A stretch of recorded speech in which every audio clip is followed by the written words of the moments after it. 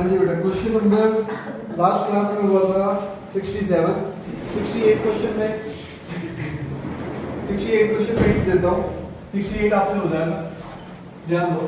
68 question कह रहा है bag 1 contain 3 white 5 black hole. तो पहले बैग 1 बना लो, 3 वाइट 5 ब्लैक होल। फिर कह रहा है बैग 2 कंटेन 4 वाइट 6 रेड होल, 4 वाइट 6 रेड होल। ये बैग 1 है और ये बैग 2 है। फिर क्वेश्चन कह रहा है bag 3 contain 6 white 6 black whole. यहाँ ब्लैक है बेटा, रेड नहीं है, ब्लैक है। और बैग 3 कह रहा है 6 white 6 black whole.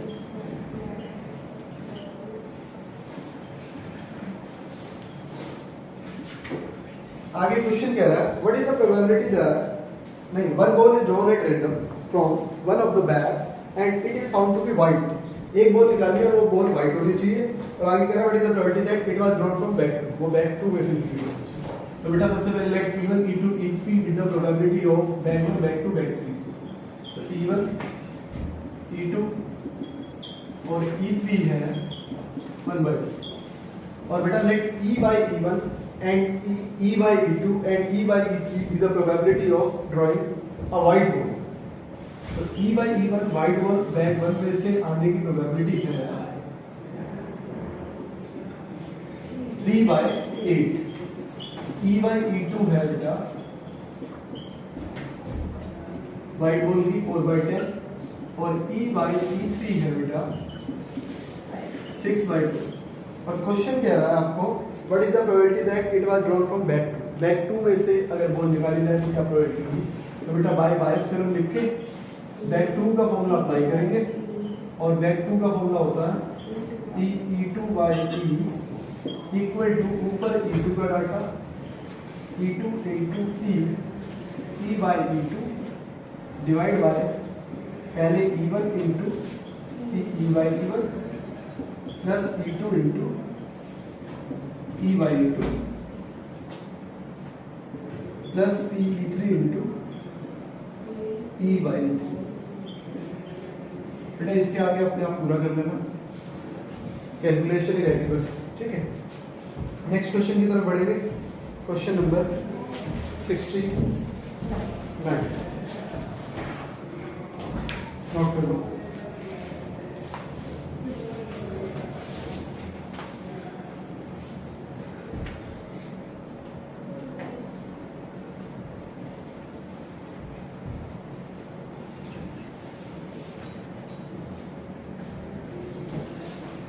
Question read करेंगे बेटा। कह रहा है इन ए बोल्ट फैक्ट्री, ये भी बिल्कुल सिंपल क्वेश्चन है, सिर्फ इसका डाटा नोट करेंगे और छोड़ देंगे। कह रहा है in a bolt factory machine 1 2 and 3 manufacture 60%, 25%, 15% respectively. तो बेटा 3 मशीन की प्रोबेबिलिटी दी हुई है। तो let E1 E2 and E3 be the probability of machine 1 2 and 3। तो बेटा E1 दिया हुआ है आपको, क्या है 60%, 60/100, 25% और थर्ड क्या है 15%। बेटा इन सबका सम भी चेक कर सकते हो आप, 1 ही आएगा और 1 आया तो ये तीनों करेक्ट है।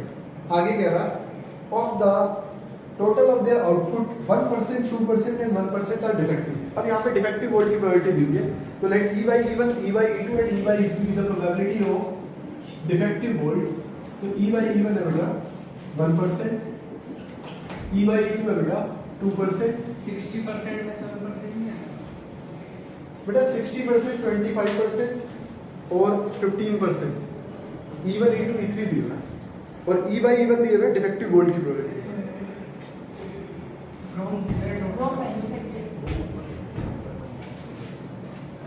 तो डिफेक्टिव वोल्ट की प्रोबेबिलिटी 1%, 2% और E by E3 है 1%। आगे कह रहा है bolt is drawn at random from the total production and is found to be defective. आपको डिफेक्टिव बोल्ट की प्रोबेबिलिटी निकालनी है। What is the probability that it was manufactured by machine 1, पहला क्वेश्चन, मशीन 2 दूसरा क्वेश्चन, मशीन 3 तीसरा question. 3 question है, तीनों को अलग अलग सोल्व करें। एक बार मशीन 1 के लिए पहला फॉर्मूला E1 बाई E का, मशीन 2 के लिए E2 बाई E का और मशीन 3 के लिए E3 बाई E का। तो ऐसा क्वेश्चन बन सकता है, तीनों पूछ लिया आपसे अलग अलग, ठीक है। तीनों फॉर्मूले लगेंगे ऐसे कैसे, डाटा सेव करेंगे, ठीक है। और एक बात और, यहाँ पे E1 E2 E3 1 2 और 1% नहीं दे सकते क्योंकि इनका टोटल 1 मिल गया, ठीक है। और वैसे भी हमेशा बड़ी चीज को E1 E2 E3 माना जाता है, जैसे मशीन बड़ी है और उससे बनने वाले वोल्ट छोटे, ठीक है। तो मशीन को E1 E2 E3 और डिफेक्टिव वोल्ट को E by E1 E by E2 E by E3। Next question, question number 70। ये भी बेटा इजी क्वेश्चन है, बस सिर्फ डिक्टेट कर रहे हैं क्वेश्चन को, एक्सप्लेन कर देता हूं। क्वेश्चन नंबर 70 कह रहा है a company has 2 plant to manufacture car. Plant 1 manufacture 70% of car and plant 2 manufacture 30%। अब बेटा इस क्वेश्चन में ना देखो दो डाटा, एक 70-30 का है और एक उसके आगे भी दिया हुआ है कि कार्स की क्वालिटी के ऊपर। तो यहाँ पे हम E1 और E2 70 और 30 को माने। E1 हो गया प्लांट 1 में कार्स की मैन्युफैक्चरिंग 70% होती है और प्लांट 2 में कार की मैन्युफैक्चर 30% होती है। अब आगे क्वेश्चन कह रहा है plant 1 80% of the car are rated as of standard quality and plant 2 90% of cars are rated of standard quality. तो प्लांट 1 के अंदर स्टैंडर्ड क्वालिटी की है कार्स, जिसे हम E by E1 मानते हैं 80%, और प्लांट 2 के अंदर है स्टैंडर्ड क्वालिटी की कार्स 90%। आगे बढ़ेंगे, कह रहा है a car is chosen at random and is found to be standard quality. What is the probability that it has come from plant 1? आपको प्लांट 1 के लिए सोल्व करना है, मतलब E1 by E का होगा, बिल्कुल सही, ठीक है। नेक्स्ट क्वेश्चन की तरफ पढ़ते हैं, क्वेश्चन नंबर 72। अब यहाँ पे इंपॉर्टेंट क्वेश्चन है, डाटा नोट कर लें।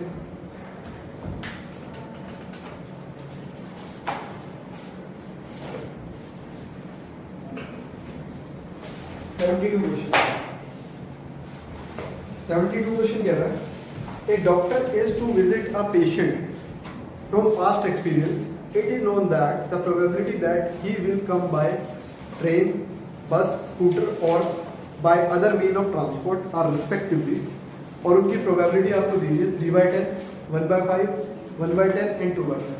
अब यहाँ पे क्वेश्चन कह रहा है एक डॉक्टर विजिट करता है पेशेंट के यहाँ और उसका पास्ट एक्सपीरियंस ये कहता है कि अगर वो ट्रेन से जाएगा तो प्रोबेबिलिटी 3/10 है, अगर वो बस से जाएगा तो प्रोबेबिलिटी 1/5 है, अगर वो स्कूटर से जाएगा तो प्रोबेबिलिटी 1/10 है, और अगर वो bye other mean of transport जिसमें वो कुछ भी यूज करे उसकी प्रोबेबिलिटी 2/5 है, ठीक है। तो ये बेटा E1 E2 E3 दिया हुआ, क्योंकि इसके बाद क्वेश्चन ने ये भी बोला है कि उसके लेट जाने की प्रोबेबिलिटी क्या है इन्हीं सोर्सेज से।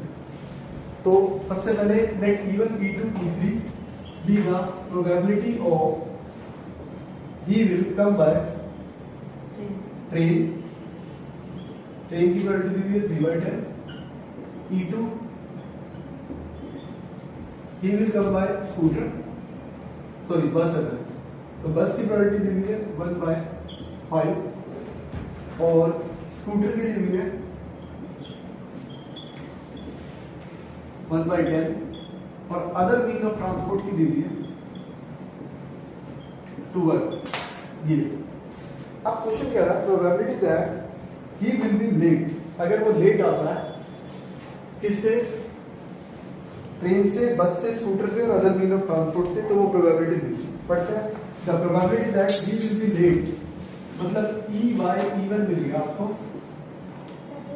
1/4।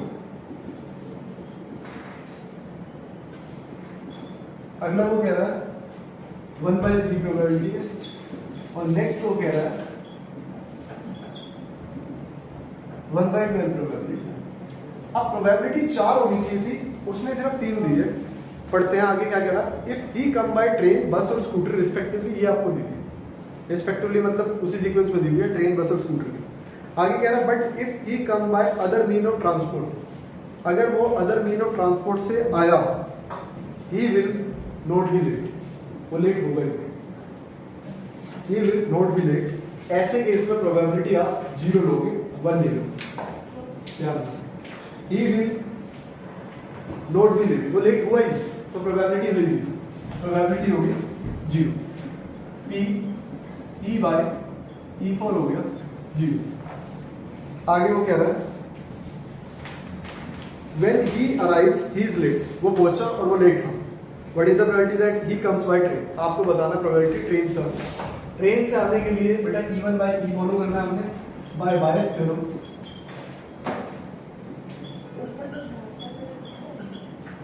P E1 by E find out करना है, फॉर्मूला हो गया E1 into E by E1 divide by E1 into E by E1 plus PE2 into PE by E2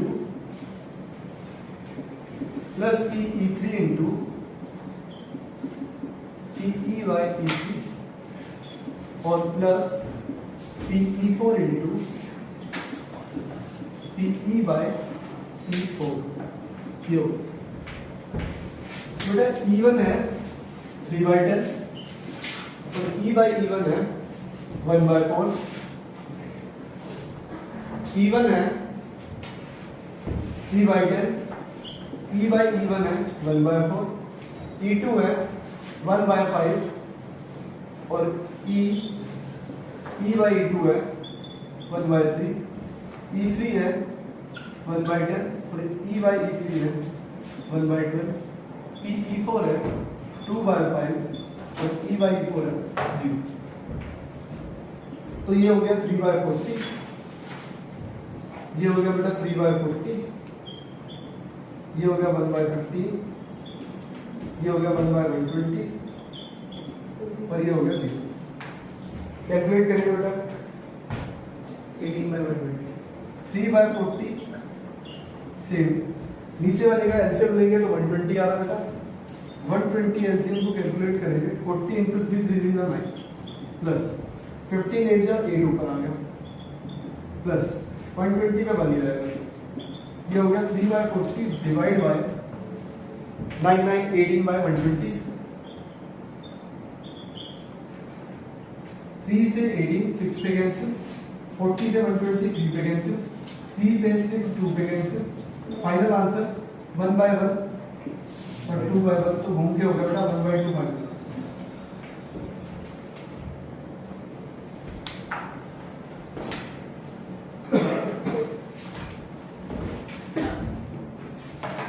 बेटा 72 के बाद 73 क्वेश्चन इंपॉर्टेंट है।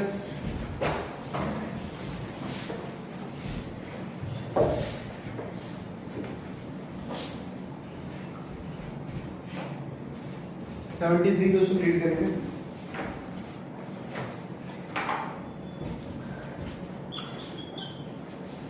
क्या कह रहा है बेटा, in a test an examinee either guesses or copy or know the answer. Sequence आपकी ऐसी होगी, सबसे पहले लिखेंगे let E1 E2 and E3 is the probability of guess, copy or know the answer. तो बेटा E1 नोट करते हैं। क्वेश्चन में हमें E1 दिया है, गेस का 1/3, know the answer to a multiple choice question with 4 choice. अब यहाँ पे दिया हुआ डाटा कह रहा था probability that he make a guess is 1/3, तो हमने E1 ले लिया गेस करने का 1/3 and the probability that he copy the answer is 1/6, जो E2 माना था हमने 1/6 और आगे उसने नो द आंसर का डाटा नहीं दिया और क्वेश्चन में E/E1 E/E2 और E/E3 शुरू कर दिया। देखो पढ़ते हैं, कह रहा है the probability that his answer is correct given that, वापिस कॉपीड बोल रहा, given that he copied it is 1/2, मतलब आपको E/E2 कह रहा 1/8 और आगे कह रहा है find the probability that he knew the answer given that correctly answered it. अब आपको सोल्व किस पे करना है, find the probability that he knew the answer, no the answer में सोल्व करना। मतलब टोटल मिला के 6 डाटा बन गए थे, E1 E2 E3 E/E1 E/E2 E/E3, 6 में से 3 गए। ये 3 आपको खुद गेस करने हैं, खुद पता लगाने हैं कैसे करना है। बेटा E1 पता है 1/3 है, E2 पता है 1/6 है, E3 निकालने के लिए हमें पता है कि E1 E2 E3 का सम 1 होता है और उस 1 में से हम इन दोनों को माइनस कर देंगे तो हमें पता लग जाएगा E3 का। तो 1 माइनस 1/3 और 1/6 कैलकुलेट करेंगे, एलसीएम आ गया 6, 6 minus 2 minus 1,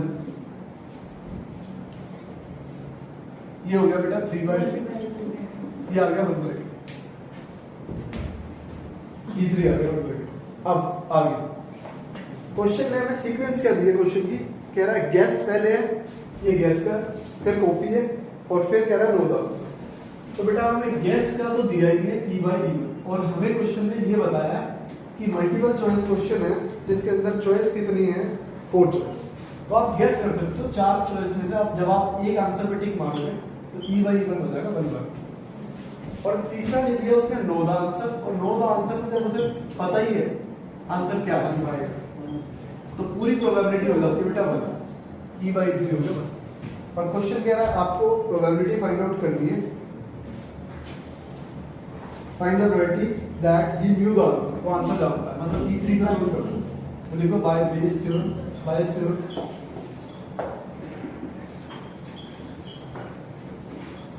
E3 by E निकालना है आपको, E1 into E/E1,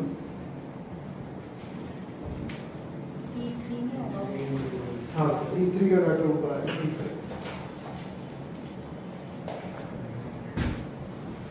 E3 into E/E3 divide by E1 into E/E1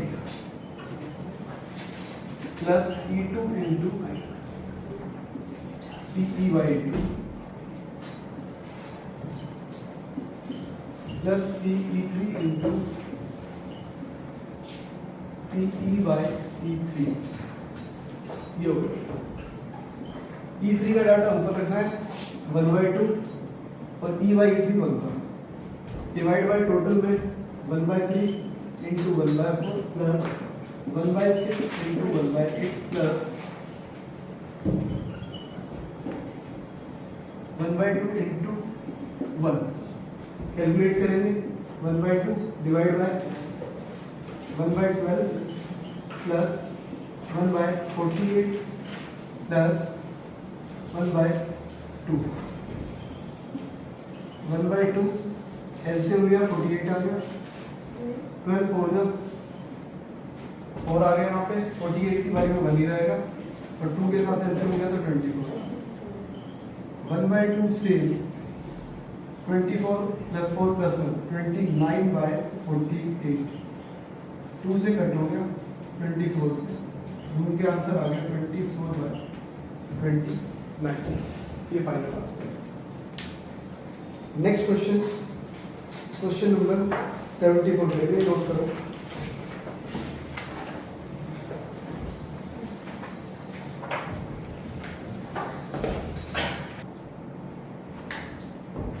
ध्यान दो बेटा, question number 74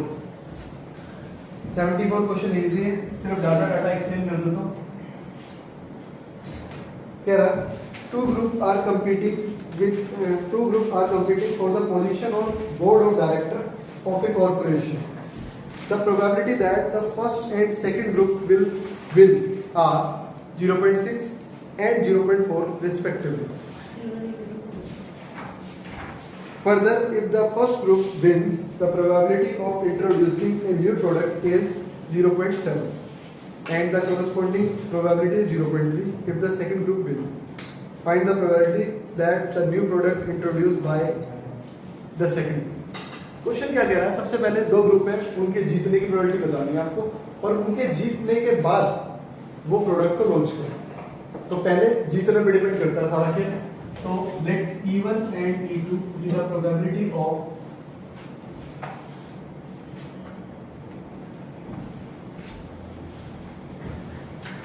first and second group से। फर्स्ट ग्रुप के विनिंग की प्रोबेबिलिटी है बेटा 0.6 और सेकंड ग्रुप के विनिंग की प्रोबेबिलिटी है बेटा 0.4। अब let E by E1 and E by E2 be the probability of introducing a new product। अगर E1 जीता तो न्यू प्रोडक्ट को इंट्रोड्यूस करेगा, प्रोबेबिलिटी है 0.7 और अगर E2 जीता तो उसके न्यू प्रोडक्ट को इंट्रोड्यूस करने की प्रोबेबिलिटी है 0.3। अब बेटा यहाँ इस क्वेश्चन में कंफ्यूज करने के लिए E by E1 और E by E2 का सम भी 1 ही है, लेकिन आपको ध्यान रखना है कि डिपेंड किस पे होगा। अगर जीतेंगे तो न्यू प्रोडक्ट को इंट्रोड्यूस करेंगे, तो जीतने को हमने E1 और E2 ले रहा है। अब क्वेश्चन कह रहा है कि सेकंड ग्रुप जीता है और वही न्यू प्रोडक्ट को इंट्रोड्यूस करेगा, तो सेकंड ग्रुप की प्रोबेबिलिटी के लिए फॉर्मूला लगेगा बेटा by Bayes theorem.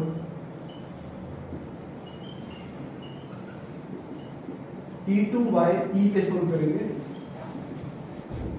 P E1 into, अच्छा E2 का डाटा ऊपर आएगा, P E2 into E by E2 divide by P E1 into P E by E2।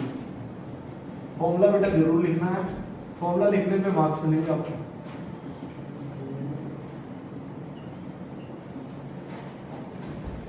E2 का डाटा है बेटा 0.4 into 0.3 divide by 0.6 into 0.7 plus 0.4 into 0.3। 0.4 into 0.3 करने पे आ रहा है 0.12 डिवाइड बाय नीचे 0.42 प्लस 0.12, ऊपर 0.12 है, नीचे हो गया बेटा 0.54। दोनों में 2 डिजिट के पहले पॉइंट है तो दोनों के पॉइंट डायरेक्ट कट कर सकते हो आप। 12 बाय 54 कट हो रहा है बेटा 3 के टेबल पे 3 4 जा 12, 3 1 जा 3 और 3 8 जा 24। फिर से 2 पे कट हो रहा है बेटा 2 बाय 9 फाइनल। Next question 75। ध्यान दो, ये भी बहुत इजी है बेटा, ये एक्सप्लेन कर देता हूँ सर। कह रहा है in a group of 400 people, एक ग्रुप में टोटल पर्सन है 400,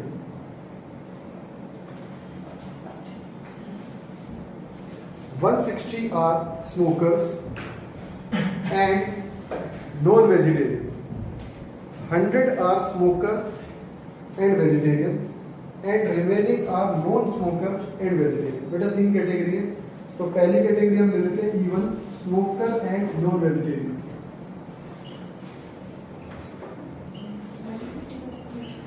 इसमें है बेटा स्मोकर एंड नॉन वेजिटेरियन। फिर वो बोल रहा है सेकंड कैटेगरी में स्मोकर बट वेजिटेरियन। E2 वो कैटेगरी है जिसमें स्मोकर एंड वेजिटेरियन है, और तीसरी कैटेगरी है जिसमें नॉन स्मोकर एंड वेजिटेरियन।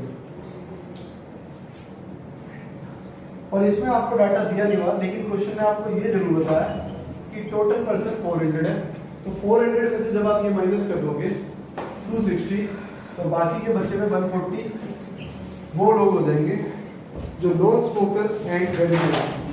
बेटा अब इन सब का टोटल 400 दिया हुआ आपको, और E1 E2 E3 हम प्रोबेबिलिटी मान रहे हैं, तो प्रोबेबिलिटी में आपको डिवाइड में 400 रखना पड़ेगा।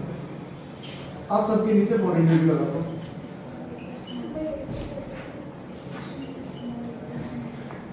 ठीक है, अब आगे क्वेश्चन कह रहा है द प्रोबेबिलिटी ऑफ गेटिंग ए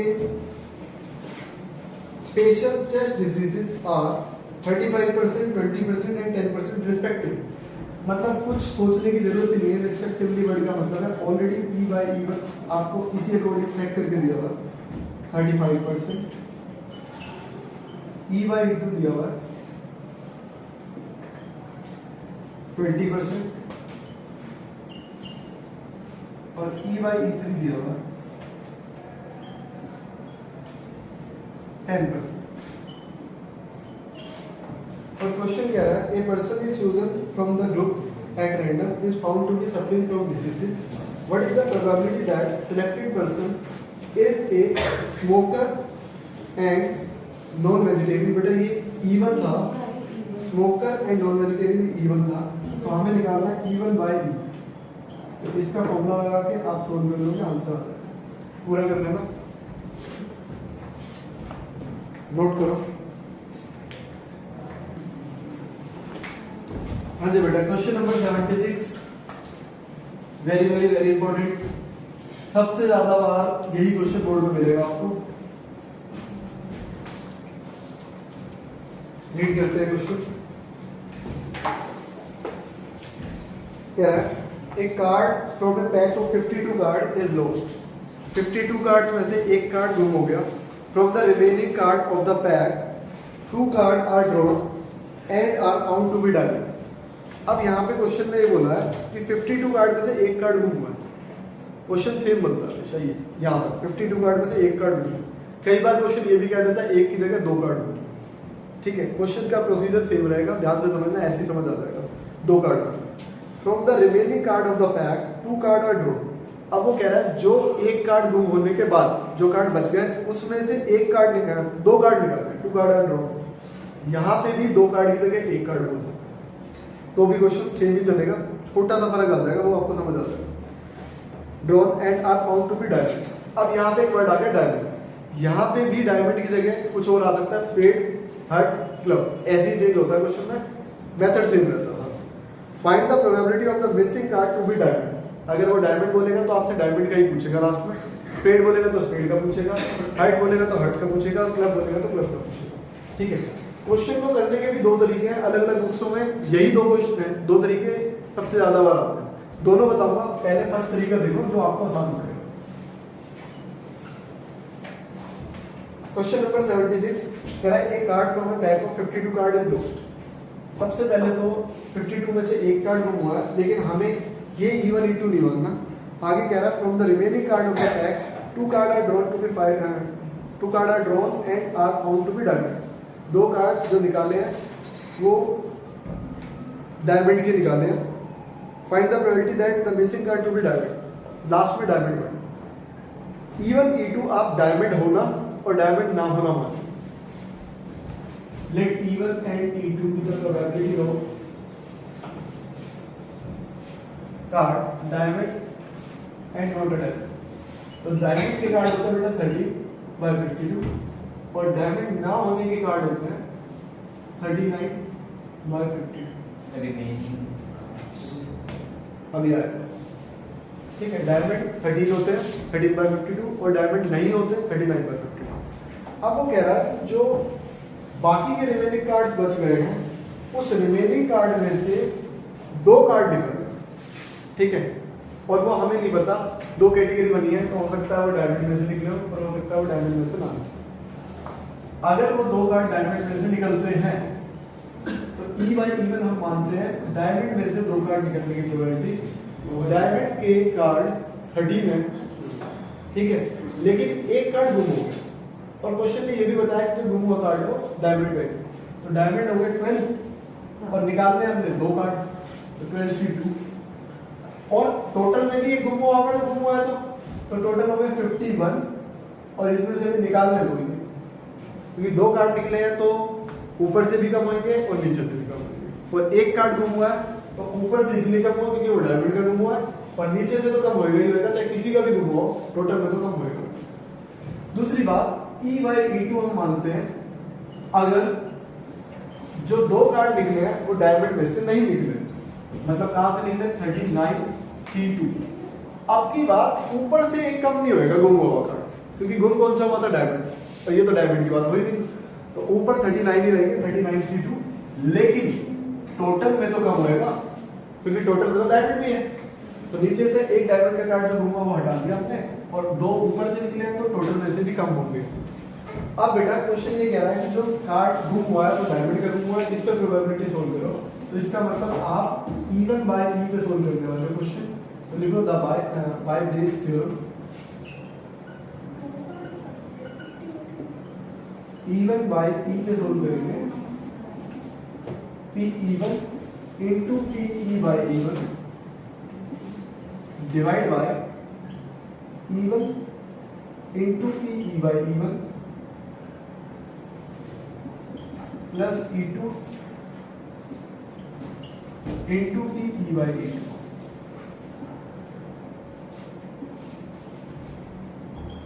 बेटा E1 है 13/52 और E बाई E1 है 12C2, जिसको ओपन करने का तरीका क्या होता है, मैं डायरेक्टली लिख रहा हूँ। 12C2 को ओपन करते हैं 12 इंटू 11 डिवाइड बाई 2 इंटू 1। कैसे? 12 को दो बार आपने उल्टा खोलना, 12 इंटू 11 और नीचे 2 लिखा है तो जो भी नीचे लिखा है उसे 1 तक खोलना। 2 लिखा है तो 2 इंटू 1, 5 लिखा होता तो 5 लिखा होता तो 5 4 3 2 1 फिर 1 तक। 12C2 के नीचे लिखा है बेटा 51C2, इसको ओपन करेंगे तो ये कैसे ओपन होगा, 51 इंटू 50 डिवाइड बाई 2 इंटू। तो बेटा जब भी नीचे C2 दोनों सेम लिखे हैं तो आप ये 2 इंटू 1 नहीं लिखोगे तो भी चलेगा, क्योंकि दोनों में C2 सेम है, इसका मतलब 2 इंटू 1 कटेंगे। तो मैं यहाँ पे डायरेक्ट लिख देता हूँ 12 into 11 divide by 51 into 50। Same procedure आप नीचे भी अप्लाई करोगे, E1 का डाटा तो सेम ही कॉपी होगा, 13/52 into 12 into 11 divide by 51 into 50 plus यहाँ पे बेटा E2 का डाटा आएगा, E2 का डाटा 39/52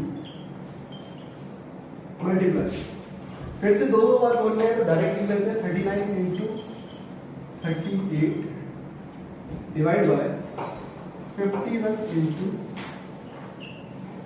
50।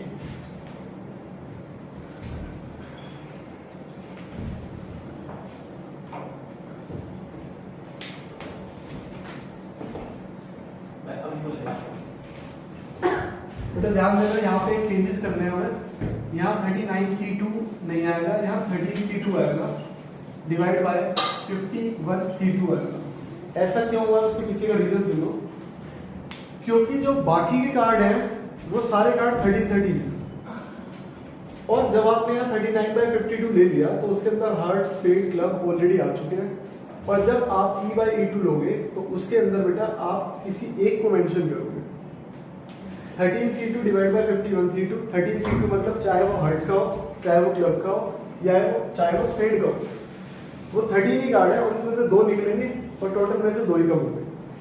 सबके क्यों नहीं लिए, क्योंकि यहाँ 39/52 जो आपने लिया है इसमें सब ऑलरेडी आ चुके हैं, तो आपको उसमें से किसी भी एक का रैंडम शो करना, चाहे वो कोई भी। अभी एक दूसरा मेथड बताऊंगा, वहां पे आपको और अच्छे से क्लियर हो जाएगा कि यहाँ पे आपने 13C2 क्यों लिया। ध्यान दो, तो यहाँ पे 13C2 होने की वजह से यहाँ पे बेटा हो जाएगा 13 इंटू 12 डिवाइड बाय 51 इंटू 50। अब बेटा 13/52 कट होगा 1/4, 13/52 कट हुआ 1/4, 39/52 कट हुआ 3/4। ऊपर 1/4 ऐसे गया तो multiply by 12 into 11 divide by 51 into 50 divide by, यहाँ पे 1/4 कॉमन ले लेते हैं, इसमें से भी और इसमें से। यहाँ से लिया गया मतलब 12 into 11 divide by 51 into 50 plus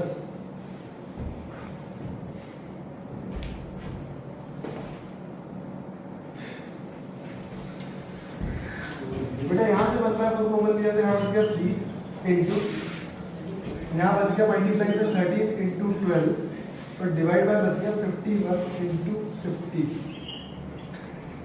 ये बच गया 1/4 से 1/4 कट कर लेते हैं, बाकी कैलकुलेशन को कैलकुलेट करेंगे। 12 इंटू 11 132, 51 इंटू 50 सेम रहते हैं क्योंकि ये कट होने वाला डिनोमिनेटर। 12 इंटू 11 हो गया बेटा 132, इसके डिनोमिनेटर में भी 51 इंटू 50 से plus 12 into 13 156 into 3 468 divide by 51 into 50। LCM ले लेते हैं इसका, एलसीएम लेंगे इसका तो ये बन जाएगा 132 डिवाइड बाय 51 इंटू 50, डिनोमिनेटर में 132 प्लस 468 एलसीएम आ सकता है क्योंकि डिनोमिनेटर सेम है तो न्यूमरेटर डायरेक्ट है, ऐड होके हो गया 600 डिवाइड बाय 51 इंटू 50, ये सेम होगी कैंसिल। 132 डिवाइड बाय 600 बच गया, 6 के टेबल पे कट कर लेते हैं, 22 डिवाइड बाय 100, 2 के टेबल पे फिर से कट होएगा, 11 बाय 50, 5 मार्क्स।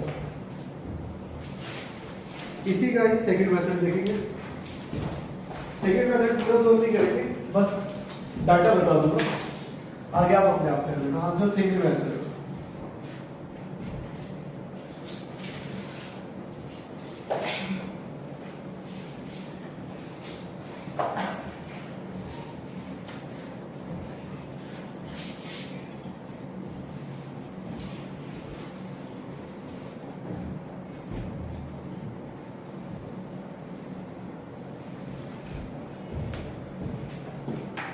अब हम ये मान रहे हैं कि E1, E2, E3, E4 हम सबको अलग अलग ले रहे हैं।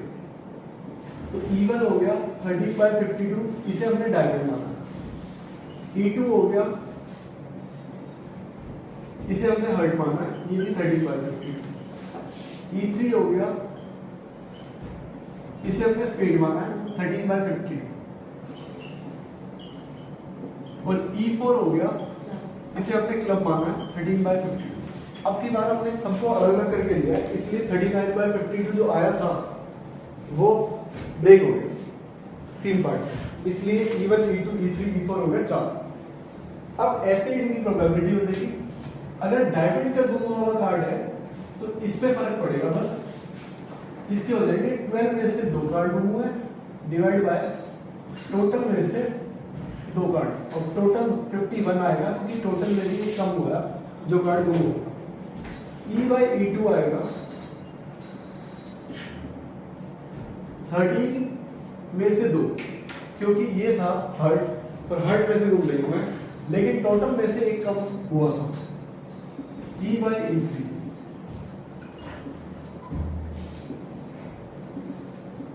इसमें भी 13C2 आएगा क्योंकि ये स्पेड था, स्पेड में से ऊपर से कोई कार्ड गुम नहीं हुआ, लेकिन टोटल पे फर्क पड़ा था एक कार्ड गुम होने की वजह से। और E/E4 13C2 divide by 51C2।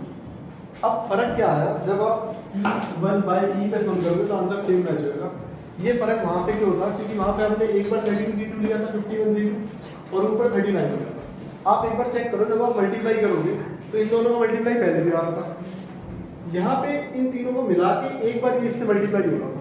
अब यहाँ पे ये इससे मल्टीप्लाई, ये इससे मल्टीप्लाई, ये इससे मल्टीप्लाई, तीनों सेम है, तीनों को ऐड कर दे तो क्या हो जाएगा 3 टाइम्स। और हमने क्या लिया था 13/52 की जगह 39 इंटू 3 और 13 इंटू 3 39, ऑटोमेटिकली मैच हो जाएगा। दोनों मेथड बिल्कुल सेम है।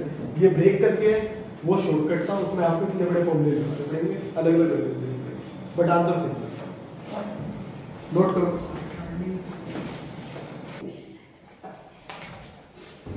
ध्यान दो बेटा। क्वेश्चन नंबर 77 करेंगे।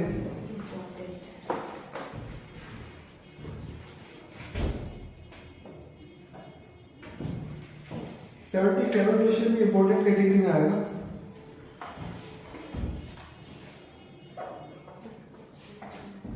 कह रहा है suppose a girl throw a die, if she get a 5 और 6 she tosses a coin 3 times. पहले यहां तक समझते हैं। मान लेते हैं एक लड़की डाइस को थ्रो करती है और अगर उस डाइस पे 5 या 6 आया तो उसके बाद वो एक कॉइन को 3 बार थ्रो करेगी, और आगे कह रहा है notes the number of head, और वो नोट करेगी नंबर ऑफ हेड आने की प्रोबेबिलिटी। अब कितने नंबर ऑफ हेड नोट करेगी वो अभी वो आगे बताएगा। वो कह रहा है इफ शी गेट 1, 2, 3 और 4, लेकिन अगर डाइस पे उसका 1, 2, 3 और 4 आया तो वो कॉइन को एक ही बार थ्रो करेगी। उसने बोला था 5, 6 आया तो मैं 3 बार थ्रो करूंगी, लेकिन 1, 2, 3, 4 आया तो वो एक कॉइन को एक ही बार थ्रो करेगी।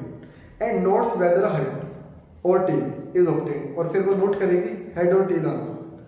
If she obtained exactly 1 head, अब यहाँ पे क्वेश्चन ने बता दिया कि वो 3 बार फेंके एक कॉइन को या एक बार फेंके, वो नोट क्या कर रही है exactly 1 head. What is the probability that she threw 1 2 3 और 4 विद द डाइस। वो कह रहा है आपको प्रोबेबिलिटी सोल्व करनी है 1 2 3 4 विद द डाइस। क्वेश्चन ने बोला था पहले उसने बोला कि एक डाइस को फेंका है, क्वेश्चन ने बोला पहले उसने एक डाइस को फेंका है और उस डाइस पे 5 और 6 आएगा तो वो कॉइन को उछालेगी 3 बार। तो बेटा सबसे पहले तो डिपेंड करता है कॉइन कब उछलेगा, जब डाइस पे क्या। तो डाइस को हम मानेंगे E1 E2 और पहले आया डाइस पे 5 और 6 मतलब 2 नंबर, तो प्रोबेबिलिटी होगी 2/6 E1 की। E/E1 की, ये E1 है, डाइस पे 5 और 6 आने की प्रोबेबिलिटी। लेकिन उसने ये बोला कि अगर उसने डाइस को उछाला और 5 और 6 आया तो वो एक कॉइन को 3 बार थ्रो करेगी, और एक कॉइन को 3 बार थ्रो करने के केसेस होते हैं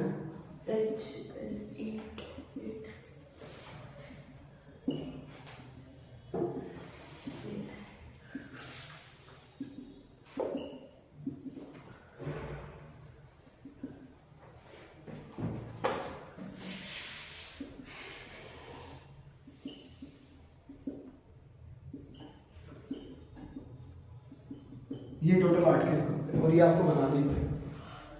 एक डाइस को 3 बार उछालने के लिए 8 केस बने हैं, और 8 केस हमने कैसे बनाए हैं, पहले 8 के आधे हमने एक डाइस को एक कॉइन को 3 बार उछालने के फॉर्मूला होता है 2 की पावर n, आप n की जगह 3 फिल करो क्योंकि 3 कॉइन उछले, 2 की पावर 3 8 केसेस बनेंगे। और केसेस कैसे बनाते हैं, 8 के आधे 4 हेड 4 टेल, और जब 4 हेड 4 टेल लिख लेते हैं उसके बाद 4 के आधे 2 हेड 2 टेल, फिर 2 हेड और 2 टेल, फिर 2 के आधे 1 head 1 tail 1 head 1 tail 1 head 1 tail 1 head 1 tail. इससे 8 केस अपने आप बन जाते हैं, आपको सोचने नहीं पड़ते कि क्या लिखूं क्या लिखूं। 4 हेड 4 टेल, 4 के आधे 2 हेड 2 टेल 2 हेड 2 टेल, 2 के आधे head tail head tail head tail head tail. पहले 4 हेड 4 टेल कैसे लिखे थे, 2 की पावर 3 3 कोई बचले 8 के आधे 4 हेड 4। अब वो कह रहा है कि अगर उसका डाइस पे 5 और 6 आया तो उसने एक कॉइन को 3 बार थ्रो किया, एक कॉइन को 3 बार थ्रो करे या 3 कॉइन को 1 बार थ्रो करे, केस सेम रूप से ये केस बने। वो कह रहा है कि वो नोट करेगी सिर्फ एक हेड आने की प्रोबेबिलिटी, एक हेड आ रहा है 1 2 और ये 3, इन 3 केस पे एक हेड आ रहा है तो प्रोबेबिलिटी होगी 3/8। E2 क्या लेंगे, वो कह रहा है कि अगर डाइस पे 1 2 3 4 आया तो 4 नंबर आ रहे हैं डाइस पे 4/6, और E/E2 हम लेंगे क्योंकि उसने बोला अगर डाइस पे 1 2 3 4 आया तो वो प्रोबेबिलिटी लेगा हेड आने की 1, और उसने कितने कॉइन उछाले थे अपनी बार 1 2 3 4 आने पे 1 कॉइन उछाला, और एक कॉइन के केसेस बनते हैं सिर्फ हेड और टेल, और वो हेड आने की प्रोबेबिलिटी को नोट करके एक हेड आने की तो वो होगी 1/2। आपको क्वेश्चन में सोल्व करना 1 2 3 4, और 1 2 3 4 आपने माना था E2, तो आपको E2/E निकालना है। तो मैं फॉर्मूला लिख रहा डायरेक्ट प्लेस कर रहा हूँ। E2 का डाटा होगा 4/6 इंटू 1/2, नीचे 2/6 इंटू 3/8 प्लस 4/6 इंटू 1/2। कैलकुलेट करते हैं, ये हो गया 4/12, ये हो गया 6/48, ये हो गया 4/12, 4/12 से नीचे हो गया 48, 6 प्लस 12 4 4 16, ये हो गया 4/12, डिनोमिनेटर में हो गया 16 और 6 22/48, कट कर लो, ये हो गया 4 गुण के ऊपर चला गया 15/22, 2 के टेबल पे कट हो रहा है 8/11, ये फाइनल आंसर।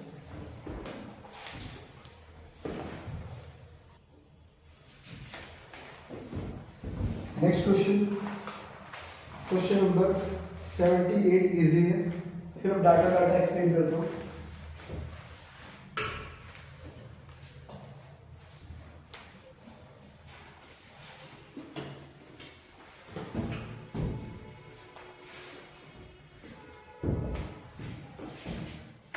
क्वेश्चन में कह रहा है for ABC, the chances of being selected as the manager of a firm are in the ratio 4:1:2 respectively. अब यहाँ पे क्वेश्चन में रेशियो की फॉर्म में दिया है ABC का डाटा 4:1:2, हमें इसे प्रोबेबिलिटी में कन्वर्ट करना है। A को हम इवन मान लेते हैं, वो हो गया 4/टोटल 7। B को हम E2 मान लेते हैं, वो हो गया 1/टोटल, और C को मान लेते हैं E3, तो वो हो गया 2/7, 2/7। अब क्वेश्चन यहाँ पे बोल रहा है इन तीनों की प्रोबेबिलिटीज भी दी हुई है आगे, मार्केटिंग स्ट्रेटेजी की, जिसे हम E/E1 as it is note कर लेंगे। पहले वाला 0.3 पॉइंट हटा के 3/10, E/E2 क्वेश्चन में दिया 0.8 पॉइंट हटा के 10, और E/E3 क्वेश्चन में दिया है 0.5 पॉइंट हटा के 10। क्वेश्चन कह रहा है find the probability that it is due to the appointment of B और C। अब दो पे सोल्व करना है, एक बार E2/E का फॉर्मूला लगा के आंसर निकालना है, एक बार E3/E का फॉर्मूला लगा के आंसर निकालना है, और फिर दोनों आंसरों को ऐड भी करना है कि यहाँ B और C दिख रहा है। अगर सिर्फ कॉमा लगा के बोलता तो फिर ऐड ना, क्योंकि एक क्वेश्चन पहले दिया था मशीन 1, मशीन 2, मशीन 3, वहां पे कॉमा लगाना था, तीनों के आंसर अलग अलग देने थे। यहाँ दोनों के आंसर निकाल के बस ऐड करना। ध्यान दो क्वेश्चन नंबर 79।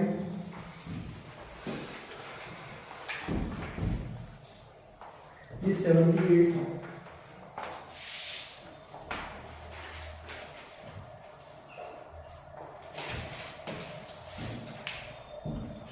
अब 79 करेंगे।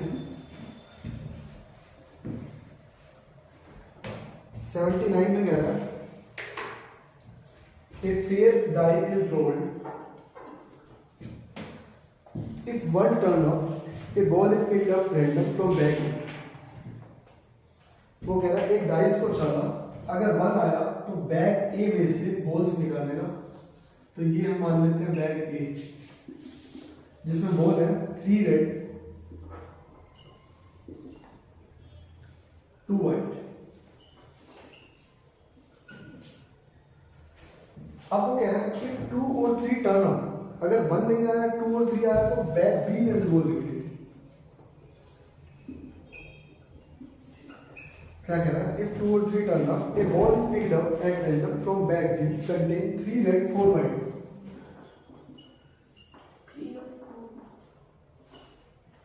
आगे कह रहा है and bag C contain 4 red 5 white.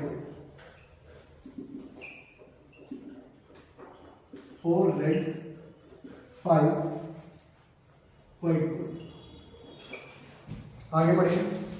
The die is rolled, a bag is picked up. अच्छा, अब क्वेश्चन में ना बैग सी के लिए आपको बताया नहीं कि क्या है, तो नेचुरल सी बात है, पहले पे 1 आने पे था बैग ए में से, अगले में 2 3 पे था बैग बी में से, तो बैग सी में से बॉल तब निकलेगी जब 4 5 6 नंबर होगा। आगे क्या कह रहा है?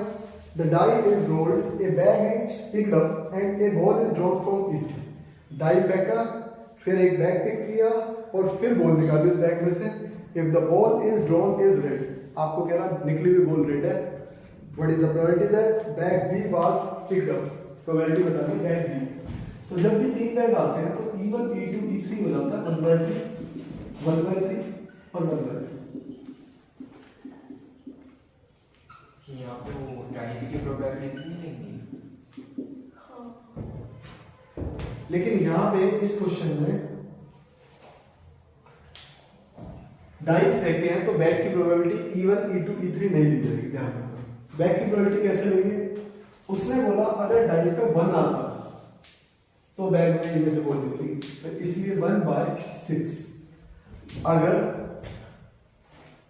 डाइस पे 2 और 3 आता है, मतलब 2 नंबर आते हैं, तो बैग बी में से बॉल निकलेगी। तो बैग बी सिलेक्ट होने की प्रोबेबिलिटी 2 और 3 आने पे है, तो 2 और 3 2 नंबर है, 2/6। और अगर 1 2 3 छोड़ के कुछ और आता 4 5 6, तो बैग सी सेलेक्ट होएगा, मतलब 3/6। बेटा ये कट हो गया 1/3। वैसे कट मत करो, एलसीएम लेने में दिक्कत आती है बाद में, ऐसे ही रहते। आगे अब वो कह रहा है कि बैग सेलेक्ट होने आप उसमें से रेड बॉल आने की प्रोबेबिलिटी आपने बता दी, तो रेड बॉल की प्रोबेबिलिटी क्या हो जाएगी? E by E1, पहले बैग में से रेड बॉल है 3/5, दूसरे बैग में से रेड बॉल है बेटा 3/7, और तीसरे बैग में बेटा रेड बॉल है 4/9। और क्वेश्चन ये कह रहा है कि बैग बी में से बॉल निकली है, तो आपको बैग बी के लिए सोल्व करना है, मतलब E2 by E के लिए सोल्व करना है। डायरेक्ट फॉर्मूला अप्लाई कर रहे हो बेटा, E2 by E का ऊपर E2 का डाटा 2/6 मल्टीप्लाई 3/7, नीचे E1 का पहले 1/6 इंटू 3/5, फिर 2/6 इंटू 3/7, फिर 3/6 इंटू 4/9।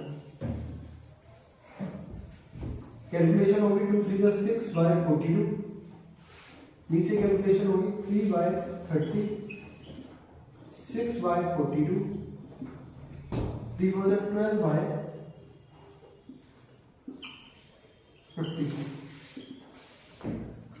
6/42 सेम। अच्छा एलसीएम के लिए वैल्यू काफी बड़ी जा रही है तो कट कर लेते हैं, इजी हो जाता है। 6/42 कट हो रहा है 1/7 पे, 3/30 1/10 पे, 6/42 1/7 पे, 12/52 कट हो रहा है 6 के टेबल पे, 6 2 12, 6 9 54। न्यूमरेटर तो 1/7 फिक्स है, डिनोमिनेटर में 10 7 और 9 आया, तो इन तीनों का फैक्टर बेटा 630 होगा। एलसीएम आ गया 630, 10 मल्टीप्लाई तो यहाँ 63, 7 में मल्टीप्लाई यहाँ 90, और 9 हुआ तो यहाँ 70 इंटू 2 140। एक बात यहाँ पे बच्चे 70 को 2 से मल्टीप्लाई करना भूल जाते हैं और यहाँ गलती हो जाती है। 1/7 से ऐड करेंगे 140 और 90 हो गया 230 और 60 ऐड किया तो ये हो गया 293, 63 ऐड कर डिवाइड बाय 630, 7 के टेबल से 90 में कट हो गया 90/293। आगे ये कट भूलेगा तो यही आंसर होगा। हाँ जी बेटा, आंसर 90/293 है। तो अगला क्वेश्चन स्टार्ट करते हैं, क्वेश्चन नंबर 80, इस टॉपिक का लास्ट क्वेश्चन।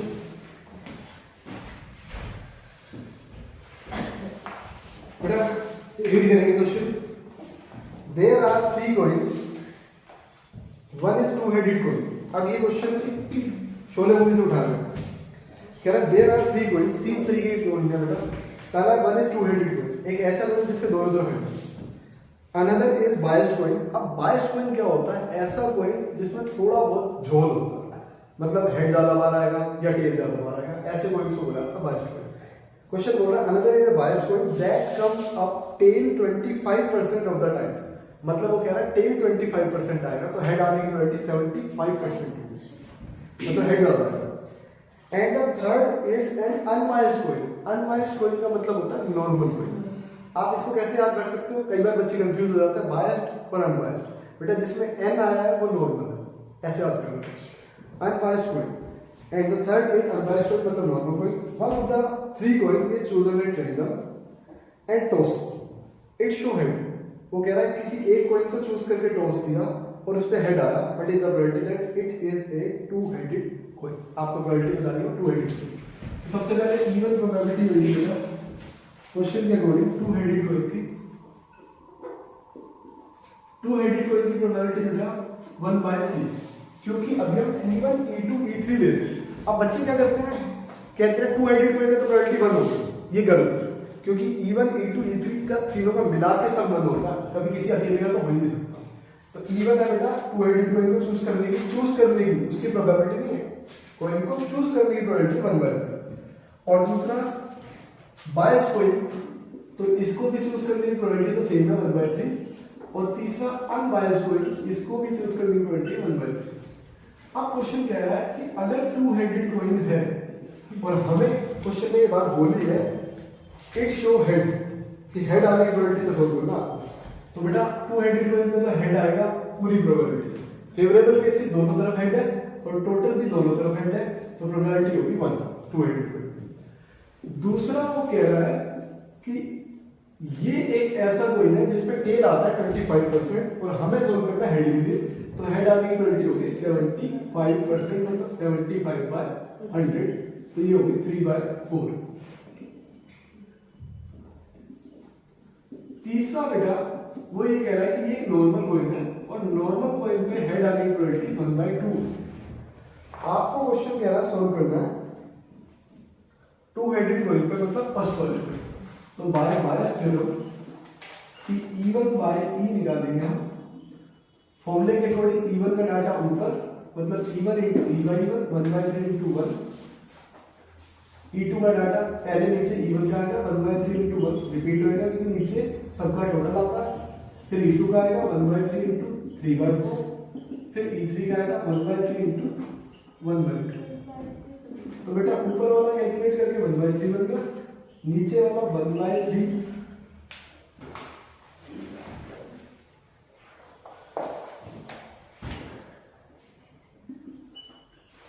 नीचे वाला 1/3 प्लस ये हो गया 3/12 और ये हो गया 1/6।